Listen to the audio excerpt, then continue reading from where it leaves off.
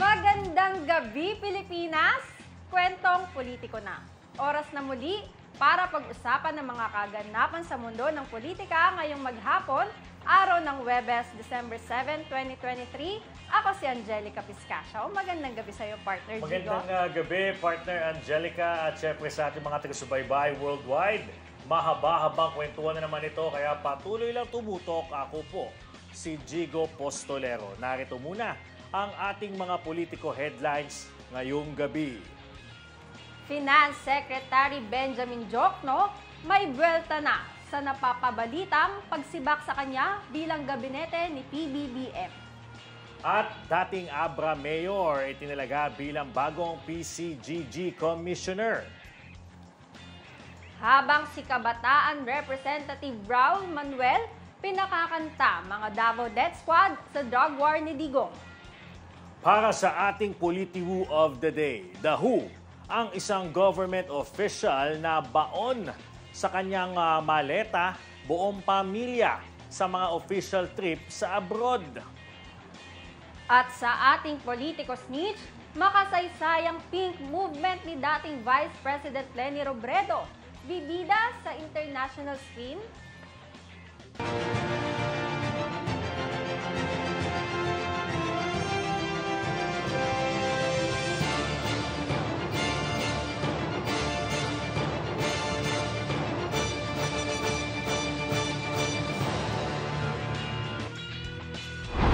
Sa detalye ng ating mga balita, nagsalita na si Department of Finance Secretary Benjamin Diokno kaugnay sa ugong-ugong na papalitan siya umano ni Congressman Ralph Recto sa pwesto. Ayon kay Diokno, magsisilbi siya sa DOF hanggat gusto ni Pangulong Ferdinand Marcos Jr. Ang Pangulo aniya ang nagtalaga sa kanya sa DOF, kaya ito rin ang magsasabi kung papalitan niya siya sa pwesto. Sa paniwala ng kalihim, kontento naman si Pangulong Marcos Jr. sa kanyang trabaho bilang pinuno ng kagawaran.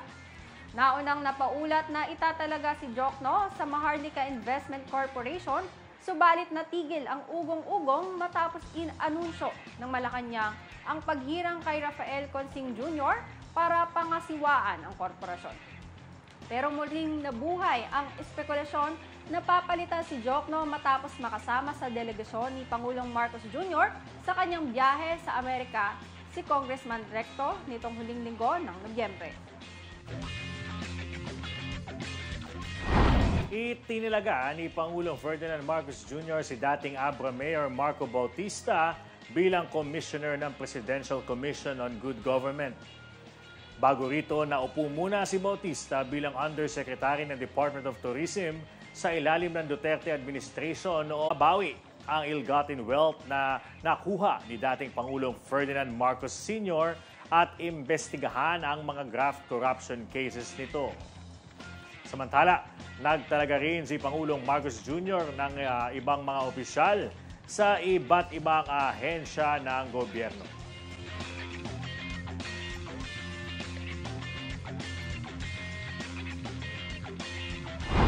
Hinimok ni Kabataan Representative Raul Manuel ang mga dating miyembro ng tinaguriang Davao Death Squad na lumantad at isiwalat sa publiko ang kanilang nalalaman.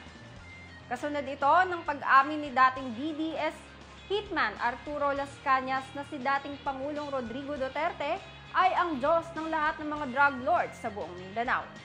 Ayon kay Manuel, pinapakita ng paglantad ni Las Cañas na peke ang gyera kontra droga ng Duterte admin dahil ang mismong drug lord pala ang nasa pwesto. Kaya umaasa ang kongresista na mabibigyan linaw ang lahat sa pagpasok ng International Criminal Court investigation, kaya dapat matuloy ito.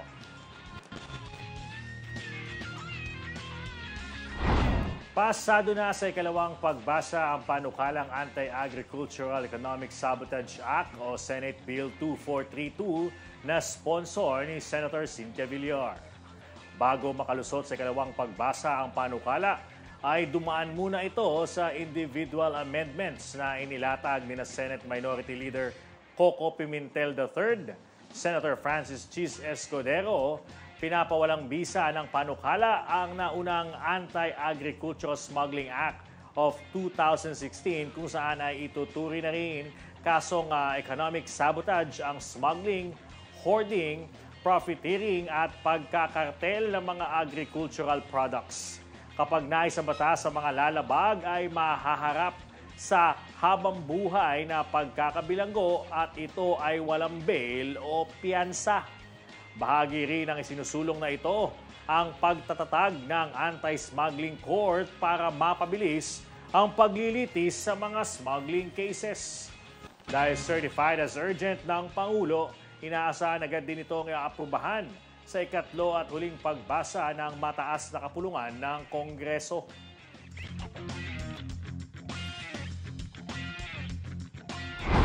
Inagtibay na ng Kamara ang resolusyon na mariing kumokondena sa pambobomba sa Mindanao State University sa Marawi City.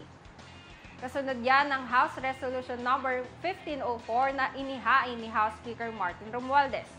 Nananawagan din ang mga kongresista ng hustisya at agarang pagpapanagot sa mga nasa likod ng krimen. Kasunod naman ng insidente, paiigtingin ng Kamara ang seguridad sa batasang pambansa.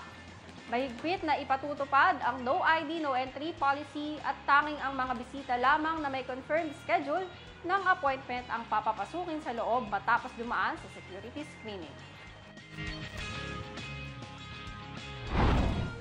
Napapanahon na para kay Vice President Sara Duterte na tumindig kung siya ba ay mananatili sa panig ni Pangulong Ferdinand Marcos Jr.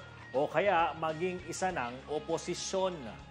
Pahayag ito ni dating LPGMA Party List Representative Arnel T. kasunod ng pagkontra ni Duterte sa usaping pangkapayapaan ng Marcos admin sa mga komunistang grupo.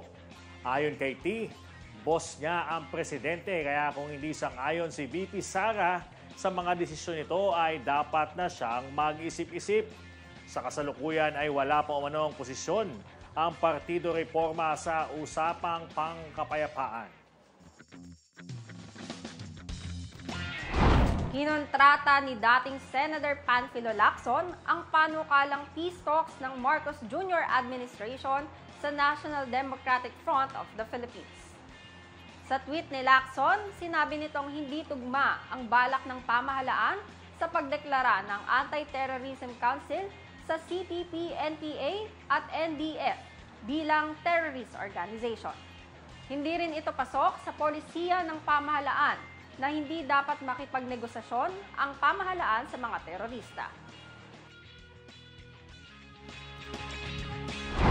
Ibinuhay muli ni Senadora Grace Poe ang pagkakaroon ng National Transportation and Safety Board matapos ang aksidente ng Ceres bus sa Antique nitong Martes na ikinasawi ng 18 katao. Ayon kay Poe, kadalasang nangyayari ang aksidente sa lansangan sa mga pampasaherong bus dahil patuloy pa ring pinapasada ang mga sasakyang hindi na roadworthy.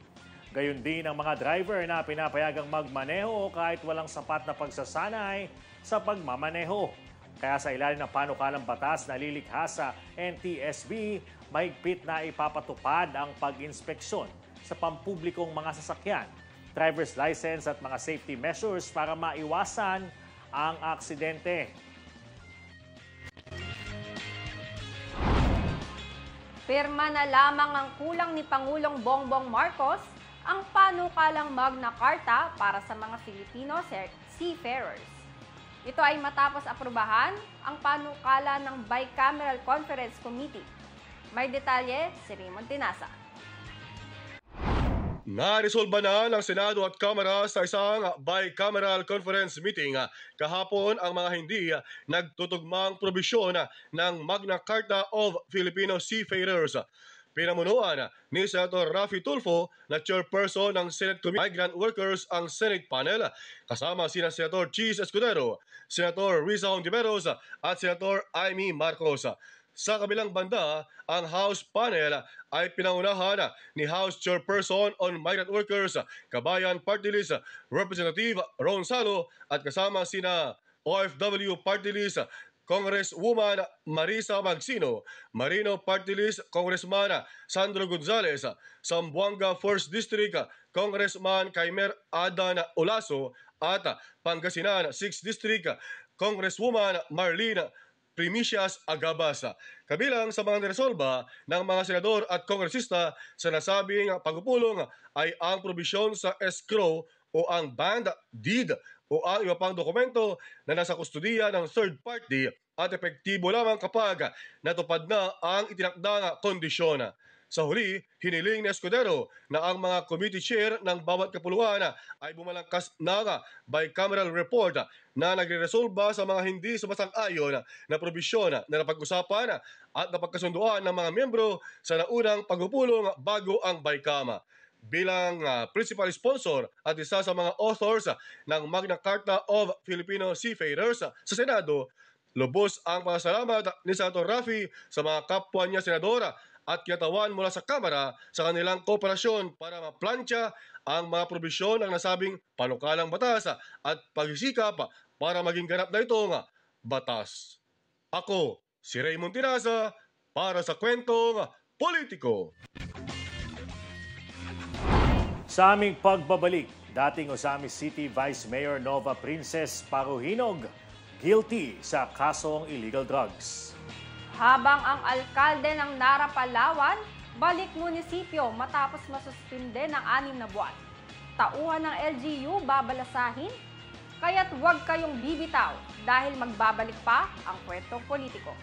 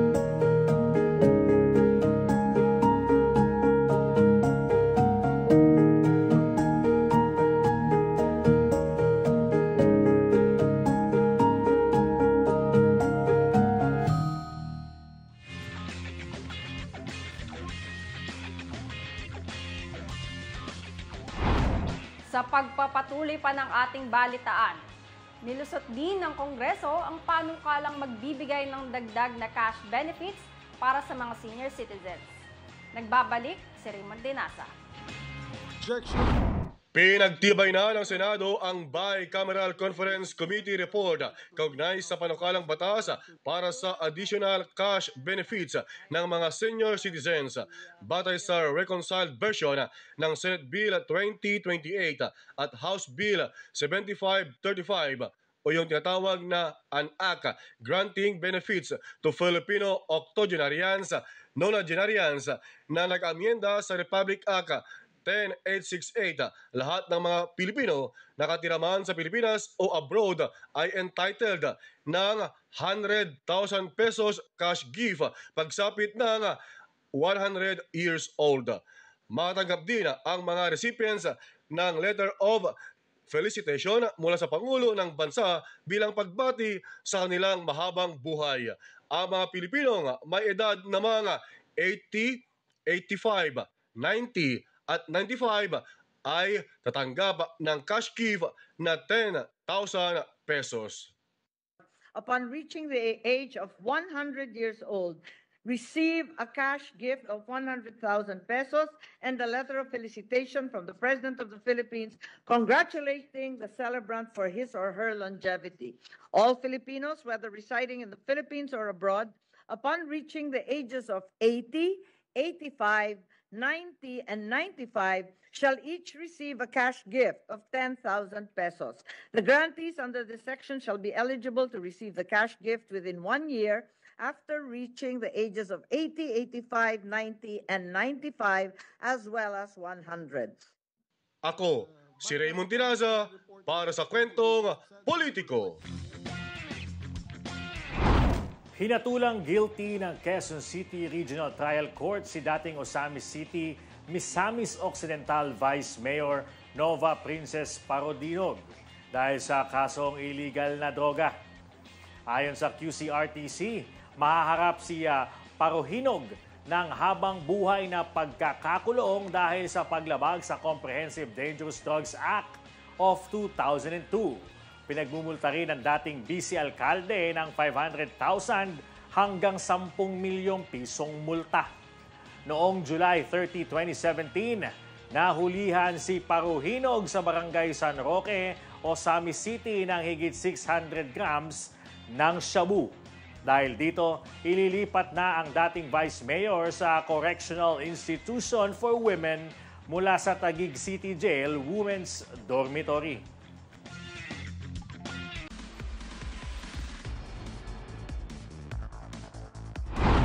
At para naman sa ating mga kwentong politiko sa rehiyon, makakasama natin dyan si April Magaling. Kaugnay sa mga kwentong politiko sa rehiyon, simulan natin yan sa Mimaropa. Maganda ang magiging Pasko ni Nara Mayor Herandi Danao dahil balik munisipyo na siyang muli. Ito'y matapos siyang masuspindi ng 6 na buwan bunsod ng paglabag sa anti-red tape law. Matatanda ang nag-ugat yan sa isinampang reklamo ng City Nickel Mines and Development Corporation sa Ombudsman noong April 2022 dahil sa umano'y pagtanggi raw ni Danao na bigyan ng permit to operate ang naturang kumpanya. Ayon sa tagapagsalita ni Danao na si Jojo Gastanes, ngayong balik posisyon na ang kanilang alkalde, kabilang sa unang sinisilip nito ay ang mga performance ng kanilang empleyado. Ayon kay Gastanes, sakaling may makitang problema ang kanilang alkalde, posibleng magkaroon ng balasahan sa mga tauhan ng munisipyo pagpasok pa lamang ng Enero sa susunod na taon. Sa ngayon, tutok muna raw si Mayor Danao sa mga programa na makatutulong sa kanilang mamamayan. Samantala sa mga politiko naman mula gitnang bahagi ng Luzon, pinalaya muna ng House Committee on Dangerous Drugs mula sa pagkakaditain sa Batasan Complex si dating Mexico Pampanga Mayor Teddy Tumang. Ayon kay House Senior Deputy Speaker Aurelio Gonzales, ito'y para makasama ni Tumang ang kanyang pamilya na magdiwang ng Pasko at Bagong Taon. Layon din anya nitong bigyan ng pagkakataon ang dating alkalde na makadalo sa kasal ng isa niyang anak at magpagaling ng lubos matapos magpositibo sa COVID-19 habang nasa detention facility ng Kamara. Inatasan si Tumang na bumalik sa Batasan sa January 22 sa susunod na taon. Matatandaan na pinatawan ng 30 days na pagkakakulong sa Batasan Pambansa si Tumang dahil sa paglalabas umano nito ng impormasyon mula sa executive session ng komite hinggil sa 3.6 billion pesos na nasabat na illegal na droga sa Mexico, Pampanga. Sa Caraga Region, tila kontrabida naman sa mga Christmas party ng Surigao del Sur si Governor Alexander Pimentel kasunod ng direktiba nito na humaharang sa tradisyonal na year-end party. Paliwanag ng gobernador hanggang ngayon kasi ay may naitatala pa ring malalakas na aftershock matapos ang magnitude 7.4 na lindol na tumama sa probinsya. Bukod dyan, nananatiling ongoing pa rin umano ang mga inspeksyon at assessment ng mga Emergency Operations Center sa kabuuang istruktura at tibay ng mga gusali ng paaralan at ahensya ng pamahalaan maging sa mga kalsada at tulay sa probinsya. Saad pa ni Pimentel, ang gagamiting pondo sa Christmas party ay ilalaan na lamang nila sa pagtulong sa mga biktima ng lindol. Diskresyon naman ng mga private company kung di rin sila magsasagawa ng Christmas party pero payo ni Pimentel, huwag nang ituloy para na rin sa kaligtasan ng kanilang mga empleyado. Tumungo naman tayo sa Calabarzon, ipinag-utos ni Lobo Mayor Lota Manalo ang pagpapasara sa kumpanyang Efren Ramirez Construction and General Services Corporation dahil sa kawalan ng business permit para sa kanilang crushing at batching site. Effective immediately ang utos na ito ng alkalde na tinawag naman na pangaharas ng kumpanya. Git kasi ng kumpanya, gumaganti lang daw sa kanilang alkalde dahil sa kasong graft na kanilang ibinato kay Manalo. Bunsod ng paghingi ng padulas nito sa kanila para lamang payagan silang makapag-operate.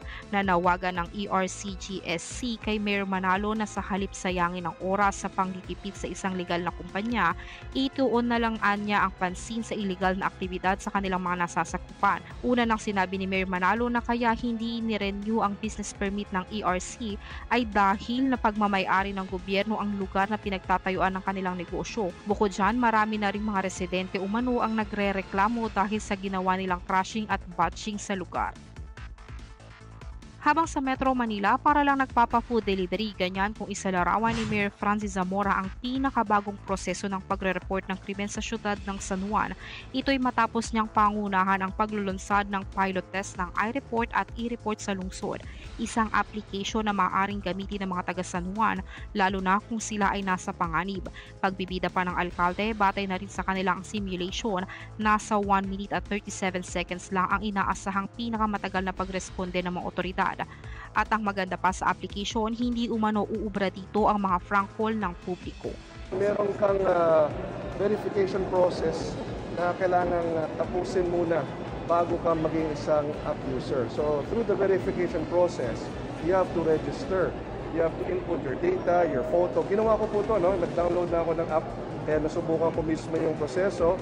Meron mga tanong na kailangan sagutin, kailangan i-upload yung photo ko para ma-determine ng DICT, ng PNP at ng DLG, app user na yun ay legitimate. Samantala, kasabay ng pakikiramay ni Mayor Zamora sa mga biktima ng nakaraang pagpapasabog sa probinsya ng Marawi, tiniyak ng alkalde ang maigting na seguridad sa kalakhang syudad ng San Juan. Makakaasa naman po ang mga mamamayan ng Metro Manila, ang ating NCRPO at ang ating mga kapulisan sa kada local government unit ay ginagawa ang lahat upang siguraduhin ang katahimikan at kaayusan ng bawat isa. Ako si April Magaling para sa Kwentong Politiko. Ready na ba kayong makidahu at makichika sa buhay politiko? Makakasama natin dyan si Partner Jigo sa aming pagbabalik.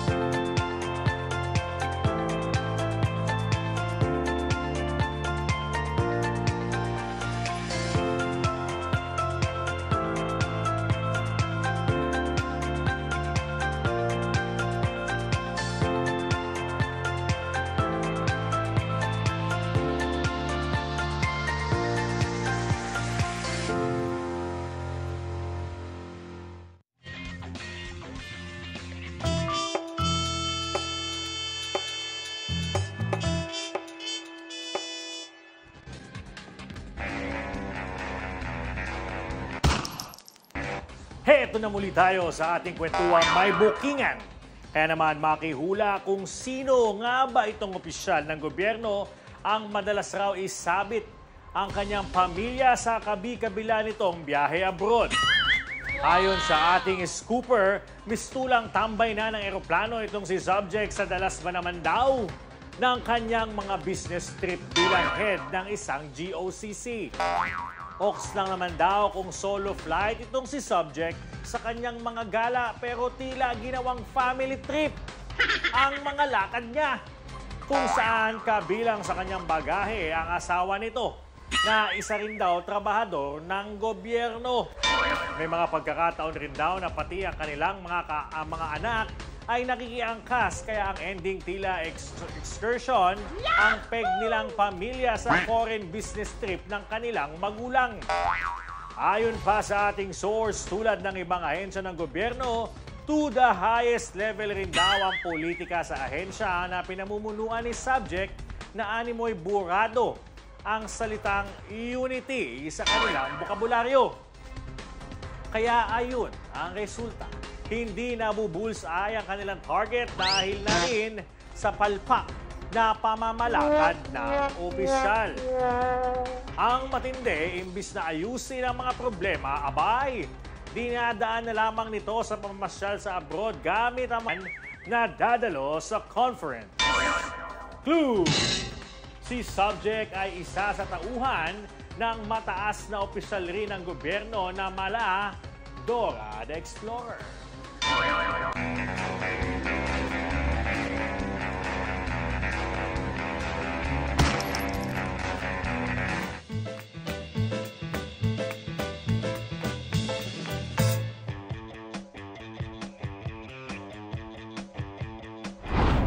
Hep, hep! Break muna tayo sa mga issue at heavy news sa politika. Kaya naman, halika't pasadahan natin ng ilan sa mga politiko snitch. Hindi man pinalad sa nakaraang presidential campaign si dating Vice President Leni Robredo, tila patuloy naman ang paglipad ng kwento at istorya ng kanyang political journey. Lalo't nakasungkit ng spotlight sa 2024 Sundance Film Festival ang isang documentary film na kumakatawan sa peak movement ni Robredo na pinamagatang And So It Begins. Sa FB page ni VP Leni, ipinagmalaki nito ang oportunidad na makapasok sa nasabing International Film Festival na aniyay maikokonsiderang largest independent film festival sa Amerika. Nakatakdang umere sa January 2024 ang nasabing obra habang inaasahan rin ng dating opisyal na maipalabas ito sa Pinas sa buwan ng Abril sa susunod na taon. Kasabay ng pag-congratulate din ni Robredo sa utak at pasimuno ng nasabing pelikula na si Direk Ramona Diaz na ika nga babalikan ng dokumentaryo ang kasaysayan at buong istorya ng Robredo's Pink Movement noong 2022.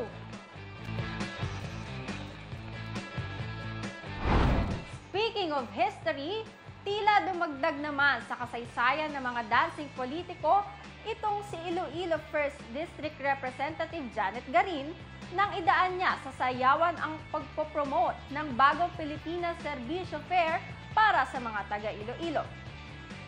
Sa FB page ni Garin, hinikayat niya ang mga kababayan na makiisa sa programang ito ng gobyerno sa pamamagitan ng pagbuo ng tila sariling music video kung saan bigating si Congresswoman Garin na sinakop ang isang helipad para lang kunan ng nasabing promotional video na may kasama pang backup dancers. Center stage performance ang peg ng mambabatas na talaga namang maladancing queen na ika nito, handang-handa na ang Iloilo sa pagdating ng bagong Pilipinas Servicio Fair. Napatid na gugulong ang Servicio Fair sa Iloilo simula sa parating na Sabado hanggang sa Linggo, December 9 and 10, 2023 sa Gimbal National High School. Samantala, nakakaaliw naman ang malasablay moment reaction ni Nueva Ecija board member Jason Avalos habang naglalaro ng golf, na talaga namang mababatid ang very nanghihinayang na tawa nito. Dahil sa video na ibinahagi ni Avalos, tila bagay na bagay ang ika nga, so near but yet so far. Nakasabihan, lalo't muntikan na siyang makagoal. Naanimoy paasa ang bola sa 1 inch na pagsablay nito sa edge ng butas, kung saan huli kam ang aliw na tawa ng actor-politician with matching body reaction na ika nga parang nasundot sa puwet pool.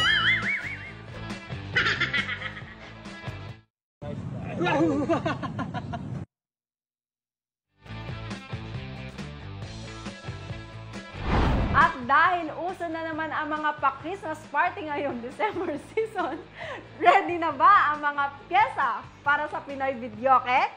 Tulad na lang ng Metro Manila politiko na si Caloocan Vice Mayor Katrina Te, na tila wala ng hiya-hiya na nagpasample ng kanya raw favorite videoke piece. Sa video na ibinahagi ni Vice Mayor, makikita ang kalmadong aura nito habang kinakanta ng Torete song ng Pinoy rock band ng Moonstar 88. Nasapul na sapul ni BM ang bawat mintig ng nota. Dahilan para mapahiyaw ni BM ang kanyang mga audience na ika pa niya kunwari lang nahiya pero sa huli nagpapapilit naman.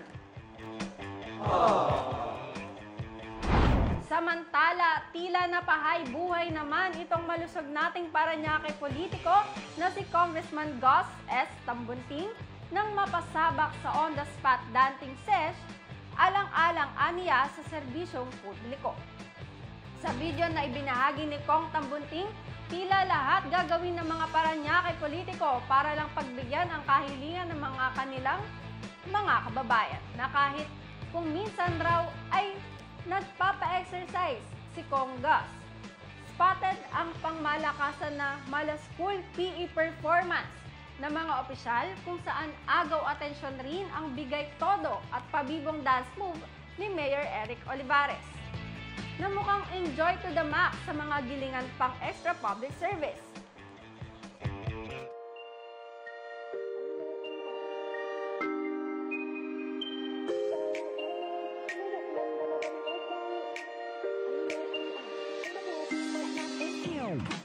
Quay, sao mới gặp lần đầu mà đôi mình quay. Anh ơi anh à, anh bắt bùa gì mà lại làm em yêu vậy? Baby, em nói từ đầu, baby can you stay?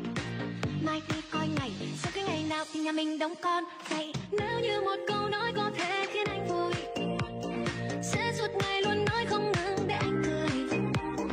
Nếu em làm như thế trong em có hâm không? Điên lắm, nhưng ngày vô nhà thương, em ngày vô nhà thương, em ngày vô nhà anh. Hey, nahuli tayo. So, ang lupit no, ng mga dance move nila Mayor Olivares. Ating Talagang mga nakakatuwa. politiko dancer na. Yan. Sample to, Angelica. Angelica, ng Santolan. Ano yan? Nay. Used to call me on my cell phone.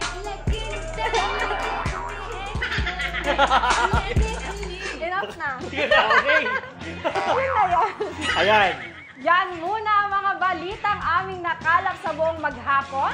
Mga kapolitiko, 18 days na lang, Pasko na!